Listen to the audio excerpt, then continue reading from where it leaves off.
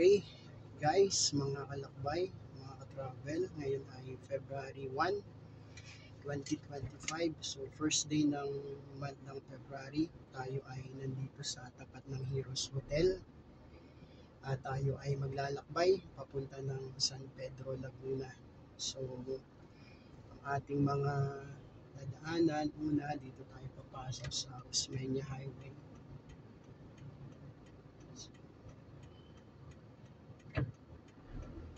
Diretso lang tayo at dalawa yung option natin kung sa Skyway tayo dadaan o kaya sa baba lang ng SLEX.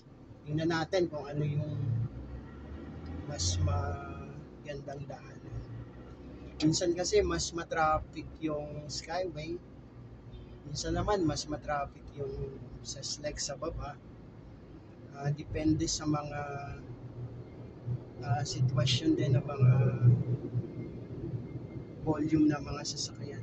So dito tayo sa ganitong may nag-signal na sila ay sisingit pag bigyan natin.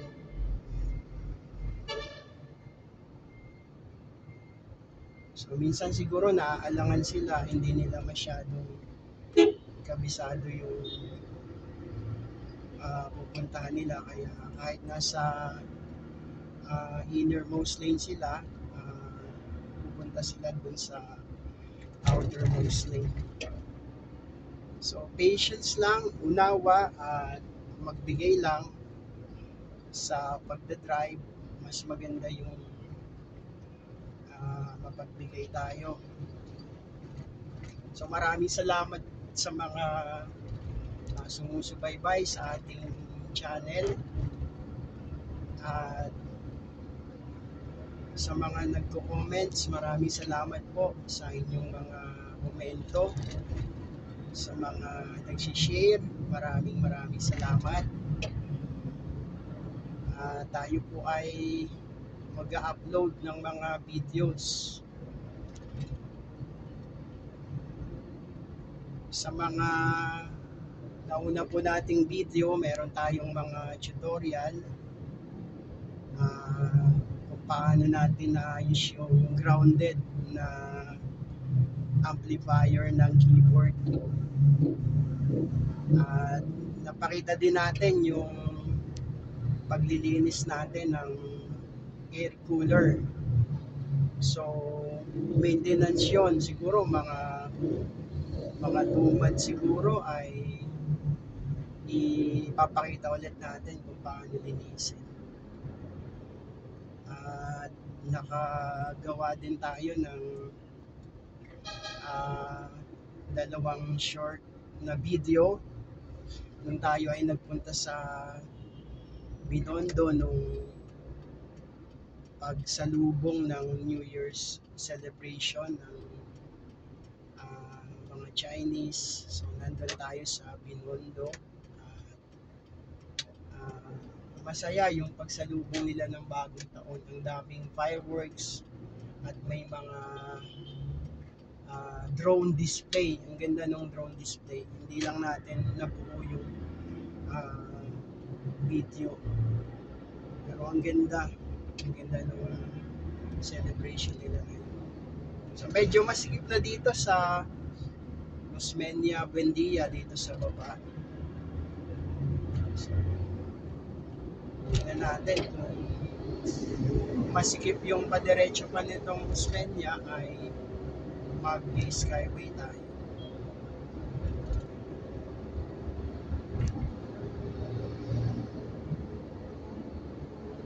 Maraming sasakyan na, mga truck na yung nakapila. So hindi na tayo pwedeng makisiksik dito sa baba, kaya mag-skyway tayo. Dito sa entry na to, kailangan ng tripling pag-iingat. Kasi ang pwesto ng mga sasakyan nandito sa kaliwa, tapos papasok sa kanan, para maka-entry ng Skyway. Pero dito sa bandang kanan natin, may dalawang lane at yan ay pwedeng diretso sila ng Skyway at pwede silang pumasok dito sa Osmeña. Tapos dun sa kabilang street ay may street din papasok dito sa Osmeña o papasok dito sa Skyway. So nandito na tayo sa Skyway. Tingnan natin kung ilang minutes nating mararating yung San Pedro exit. So 1:29 nung nag-start tayong mag-travel. Ngayon ay 1:35 na halos. So nasa almost 6 minutes na tayo. So ito muna yung flyover na to ang galing ng Makati. Yung entry nila doon sa Makati. Amorsolo, Pasay, Arnais Road. Doon yung entry ng Skyway.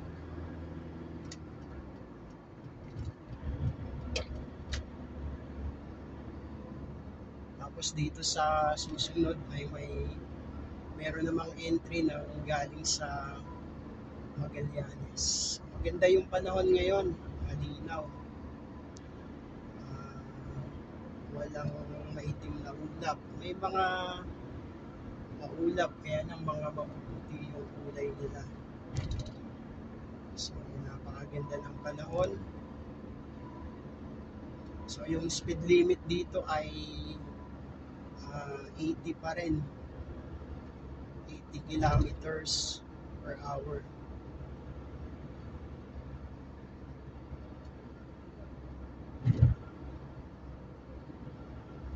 So ito yung entry naman na galing sa Magallanes. Kung ang mga motorista galing ng MOA EDSA, kakanan sila ng Osmeña, tapos dito sa bandang unahan yung kanilang entry papasok dito sa Skyway. So itong sa side natin sa right, Paseo de Magallanes yung place na to.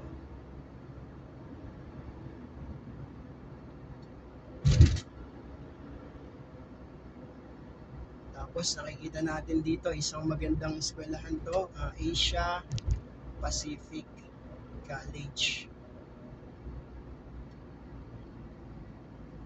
So yung mga nag-i-entry ng Magallanes, dito sila umaakyat dito sa right side. Tapos bandang unahan na nito yung papasok naman ng NAIA Terminal. Pero meron na rin yung mga ibang mga daan kagaya ng papunta ng Entertainment City doon sa Macapagal Boulevard. At meron na ring papunta ng Coastal Highway Cavite. So marami ng mga lusot-lusutan ng Skyway at marami nang ginawa na rin sa parteng Manila. Dun sa may Espanya, meron na rin dong bagong entry. Tapos sa Quirino Highway, Quirino Street pala, Quirino Avenue, ay meron na rin dong bagong bukas. Pag galing kayo ng Marcelino, approaching kayo ng Osmeña Highway, meron dong entry. Kaya lang, yung entry na yon ay papuntang north pa lang, papuntang NLEX. So, ang baba noon ay Bonifacio, yung pinakadulo ng Skyway. At ginagawa pa yung entry ng papuntang south. So, marami pang mga ginagawa doon, pero isang araw ay magiging maayos din yun. So,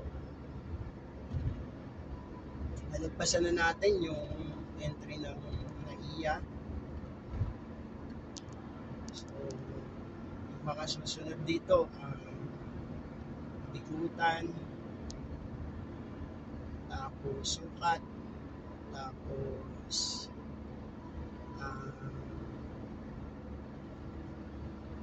Alabang Sapote Road, Muntinlupa, Alabang, tapos pababa na yun ng pinakadulo ng Skyway. So sa pagdadrive, ganito pa rin. Kapag hindi maganda yung pakiramdam, halimbawa inaantok, huwag niyong piliting mag-drive. Hanggat maaari nakakondisyon yung katawan. Pero kung sakali naman na kinakailangan yung mag-drive at walang ibang magdadrive, gawin nyo na lang ay siguro mag-nap kayo, magpahinga ng konti sa mga safe na lugar na pwedeng makaidlip.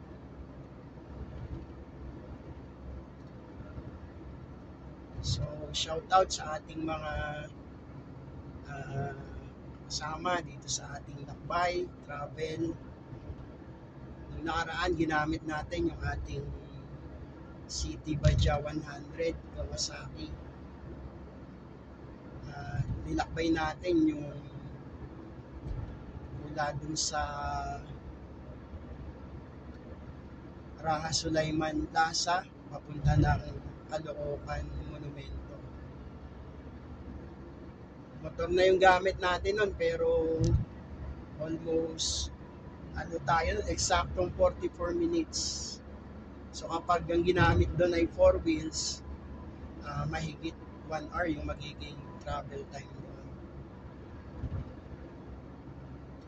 So ito na yung exit ng Bikutan.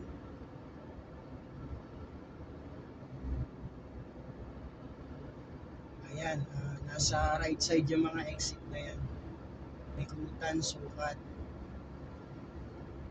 Pero pagdating nga dun sa bandang unahan ng exit ng Muntinlupa, Alabang, Alabang Zapote, Las Piñas Road, ay nasa gawing kaliwa na yung exit nila. At yung gawing kanan naman, diretso, yun ang padiretso ng SLEX. Papunta ng province ng Laguna, Batangas, mga papuntang Bicol, mga tumatawid ng dagat, punta ng Visayas, Mindanao, yung land travel, doon sila dumadaan.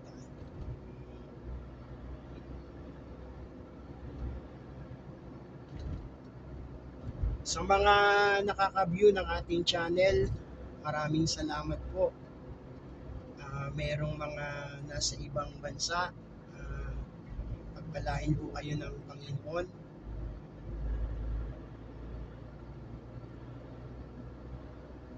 At marami pa po tayong mga videos na i-upload para makita po natin yung mga sitwasyon ng kalsada dito sa ating bansa. Maraming magagandang kalsada na, may mga kalsada na yung iba ginagawa.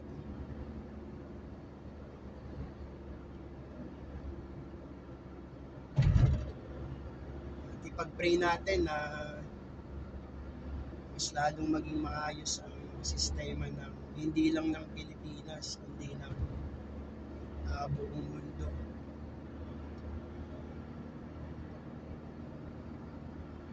So malapit na dito sa exit ng Sukat, Dr. A. Santos Avenue. Ito yung Sukat.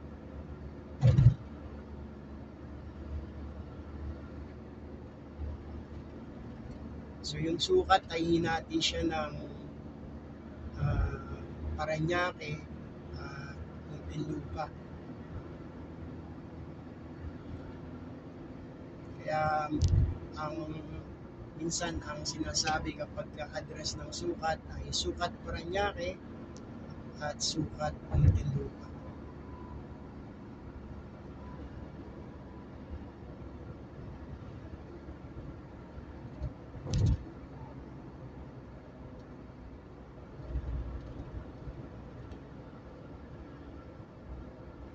So ito na yung exit ng Sukat sa gawing kanan.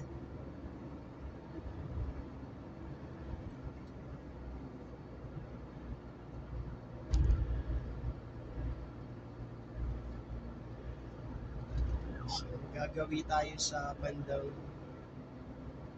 uh, gitna, kasi malapit na tayo dun sa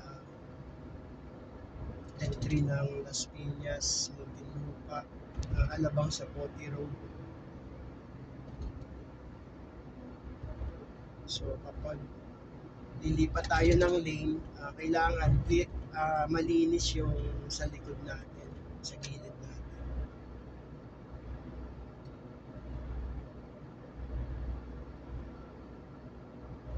Nakikita naman ng mga kasabay nating motorista kapag nagsisignal ang isang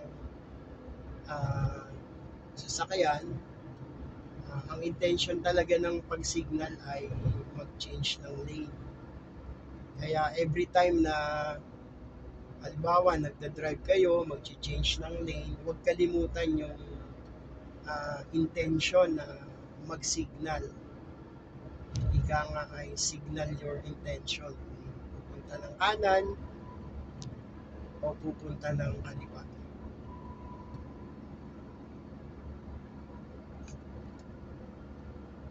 So, eto malapit na tayo sa entry ng Muntinlupa, Alabang sa Pote Road at papunta ng Slex pababa. So gagawin ulit tayo dito sa kanan, mag-signal. Kapag malinis yung gilid, yung likod, pwedeng pumasok.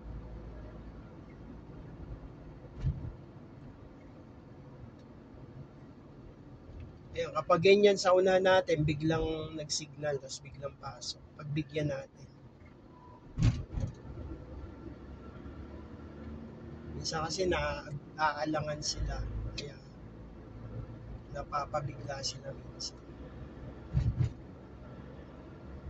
Pero kung sa pagdadrive ay hindi mahaba yung patience, mahihirapan. Para sa akin, sa patience din tong driving.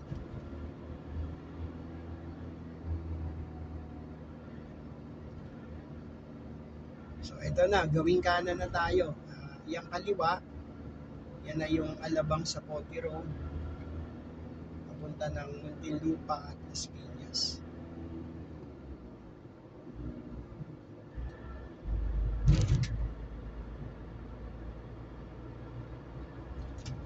So dito ang speed limit ay 80 pa rin. Dati ay 60 lang to, pero ginawang 80 na.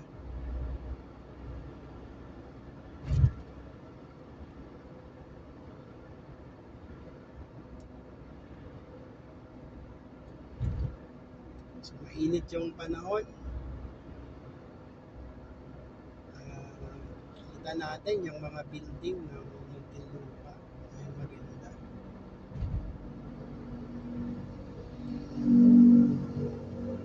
So, big bike pwedeng dumaan dito.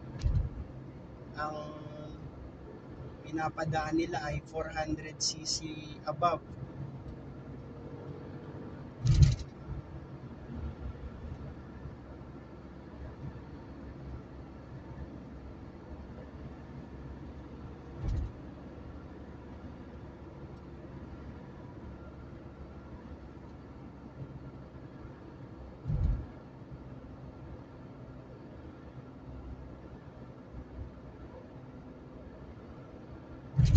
So yung pinakadulo nitong skyway na to ay sakop to ng Muntinlupa.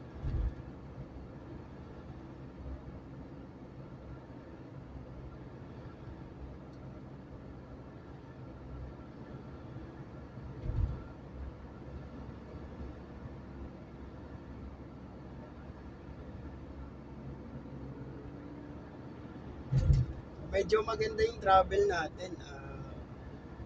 19 minutes. Malapit na tayo dito sa dulo. Ang baba natin dito ay start naman ang pagbaybay ng Slex.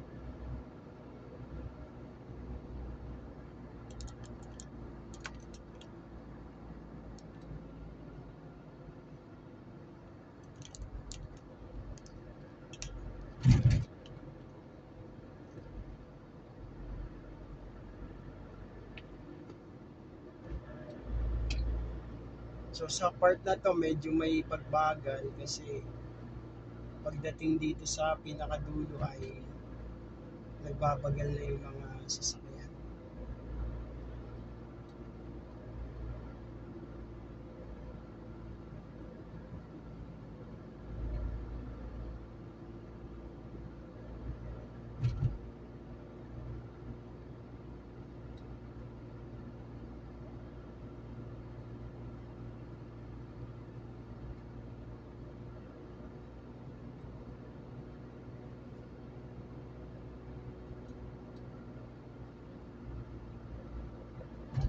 So pagbaba natin dito,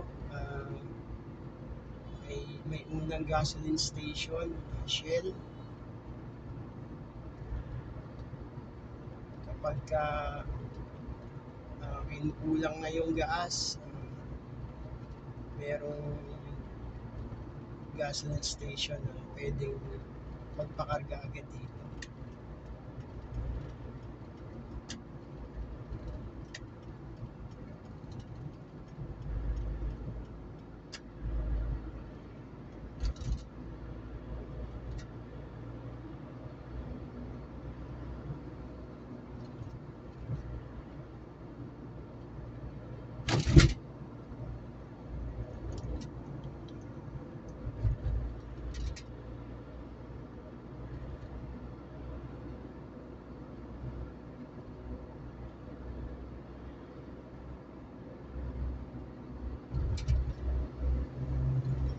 So dito lang tayo sa lane na to kasi ang exit ng San Pedro ay medyo malapit na. So yung exit na susunod dito ay Susana at saka MCX. Tapos susunod na yung San Pedro.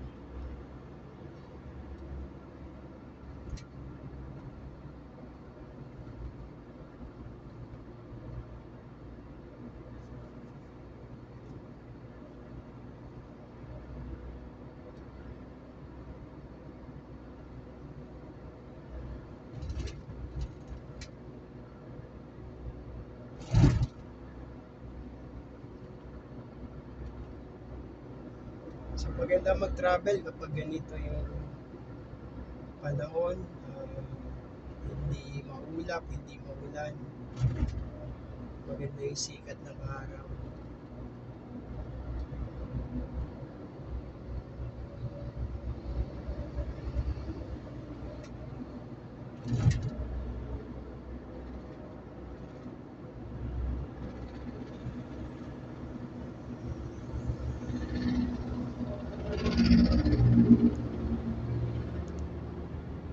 So itong susunod na exit ay nandito na yung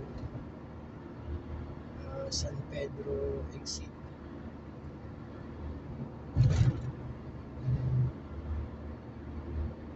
Ito sa gawing kanan natin, ito yung Susana Heights exit. Pero ang entry niya dun sa nadaanan natin kanina. So gagawin na tayo dito sa kanan. Malapit na tayo sa ating destination.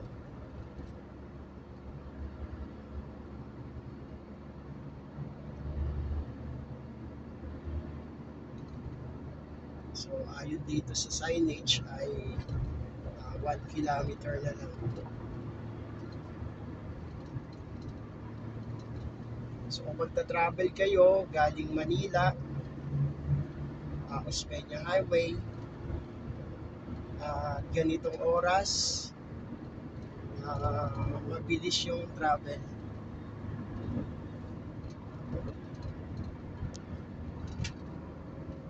At sa mga